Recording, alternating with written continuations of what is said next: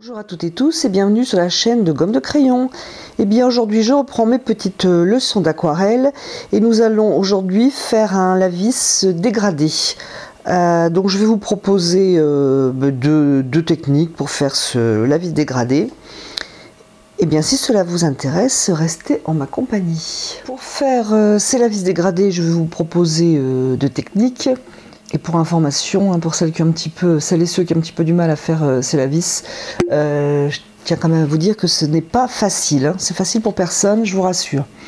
Donc il faut quand même avoir assez d'humidité. Hein. J'essaie de vous donner des indications au fur et à mesure que je rencontre moi aussi des difficultés. Parce que sinon ça ne fait pas cette fameuse gouttelette en fait. Donc je vais commencer à gauche parce que je suis gauchère. Inclinez votre papier. Laissez à votre pinceau le temps d'imprégner le papier.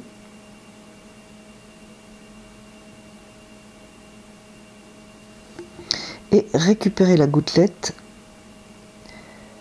pour la faire descendre. Donc là on est vraiment à l'identique de ce que je vous ai proposé la dernière fois.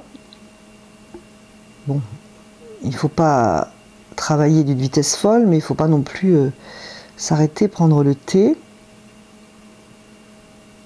Donc il faut faire régulièrement descendre cette gouttelette. J'ai tendance des fois à aller à l'horizontale, mais c'est quand même nettement plus facile un mouvement vertical. Donc lorsque je suis là, je décide que je veux éclaircir, je vais rajouter de l'eau dans mon mélange pour avoir un bleu qui a plus d'eau, qui sera donc moins foncé. Alors, je ne sais plus si j'en étais à droite ou à gauche, et je vais donc reprendre ce mouvement. Toujours papier incliné, hein. Si vous pouvez poser sur un chevalet de table, c'est quand même nettement plus pratique que ce que je suis en train de faire. Et je continue de faire descendre. Alors faites le plus propre que moi parce que là ça va pas du tout. Hein. De faire descendre ma gouttelette. Je vais repartir à gauche parce que j'en ai quand même, j'ai un petit peu plus de matière. Et lorsque j'ai décidé d'éclaircir encore, eh bien je reprends de l'eau que j'ajoute à mon mélange. Je ne sais plus si j'étais à droite ou à gauche. Et je viens à nouveau avec ce mélange qui, en théorie, est beaucoup plus clair, ou du moins un peu plus clair, tirer ma goutte.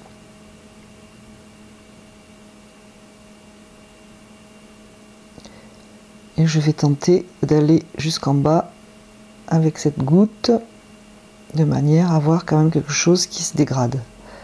Alors si je veux que ce soit encore plus clair, bien entendu, je peux encore éclaircir ma préparation avec de l'eau.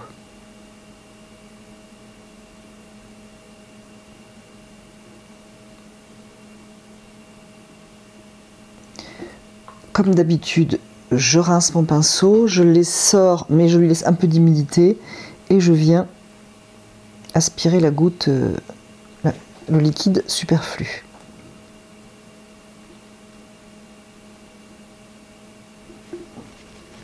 Alors j'ai fait en fait un léger dégradé, j'aurais pu même partir plus fort en haut. J'espère que quand même vous voyez la différence, hein, c'est quand même plus... Alors il faut éviter les démarcations nettes, hein, ce qui est très facile à faire, une démarcation nette, même si justement on n'en veut pas lorsqu'on fait un lavis parfaitement dégradé. Donc il faut éviter de faire des dégradations. Et donc je vais vous proposer une deuxième technique pour faire un lavis dégradé, c'est-à-dire on va préparer nos couleurs à l'avance. Donc je vais éclaircir une fois. Donc je vais partir sur un foncé et une deuxième couleur plus claire. Je ne vais pas faire 3 mélanges. Mais c'est tout à fait donc possible. Alors juste pour la petite histoire... ce pinceau spécial lavis, je l'ai testé tout à l'heure. C'est pour ça que j'ai un petit peu de couleur partout.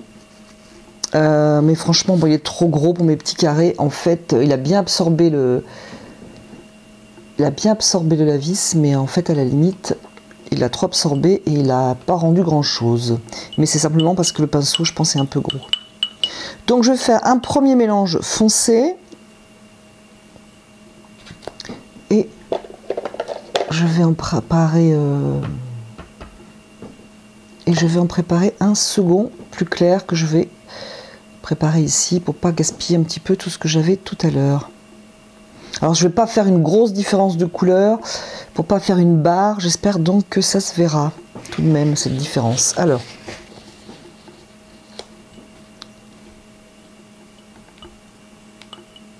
vous savez qu'il faut être incliné vraiment dans l'idéal. Alors je commence à gauche.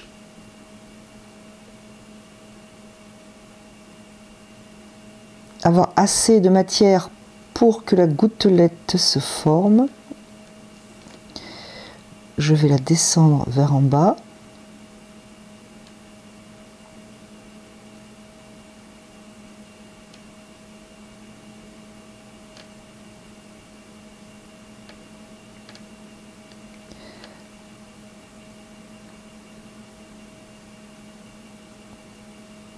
S'il y a de la matière, c'est quand même plus facile.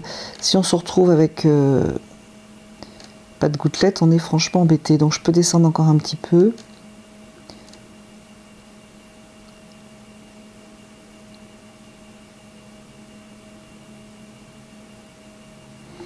Et je vais venir dans mon mélange numéro 2.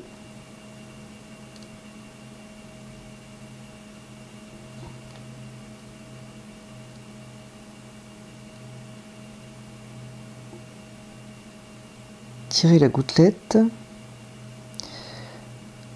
Je pense que je vais avoir un petit point blanc au milieu, mais je ne vais pas y revenir, donc ça va être un défaut. Je ne vais pas y revenir parce que sinon je vais avoir une grosse irrégularité.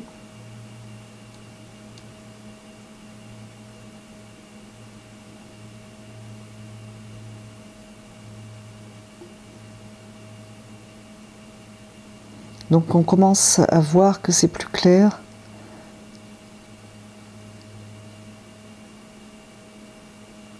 Donc en préparant son mélange, là je vais un petit peu rincer mon pinceau pour avoir quand même un petit peu plus de différence de ton.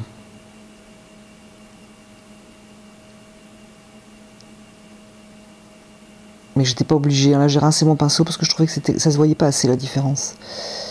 Mais si vous préparez bien vos couleurs, vous ne devrez pas avoir ce souci.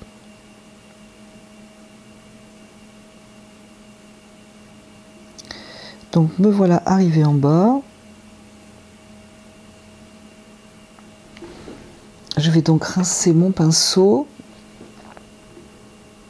laisser un peu de matière, un peu d'humidité dans le pinceau et venir absorber la goutte qui s'est formée et dont je ne veux pas. Donc voilà, cette différentes manières, hein. Soit vous partez sur une goutte foncée et vous éclaircissez en mettant de l'eau propre dans votre mélange, soit vous faites deux couleurs. À vous de voir, je sais pas, ou alors faire un mix un petit peu comme j'ai fait. Je tiens quand même à vous préciser que le lavis sur papier sec, ce n'est pas facile. Le lavis dégradé sur papier sec, ce n'est pas facile non plus. Mais bon, c'est un bon entraînement. On peut en avoir besoin pour faire un ciel régulier. Hein. On ne fait pas toujours du ciel régulier, mais ça peut être sympa. On peut aussi en avoir besoin des lavis pour faire par exemple je sais pas, vous préparez une fleur, mettons. Alors je vais vous faire une fleur très enfantine. Une fleur extrêmement stylisée. Et vous voulez quelque chose de très régulier. Eh bien, le lavis est bien entendu tout à fait adapté.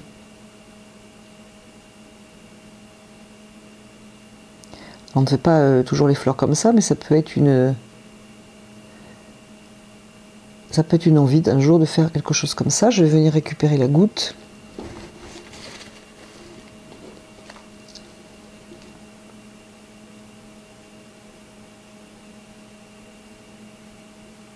Et ainsi, j'ai un lavis régulier. Bon voilà, c'était juste pour un petit peu illustrer cette histoire de lavis. Alors surtout, ne vous affolez pas.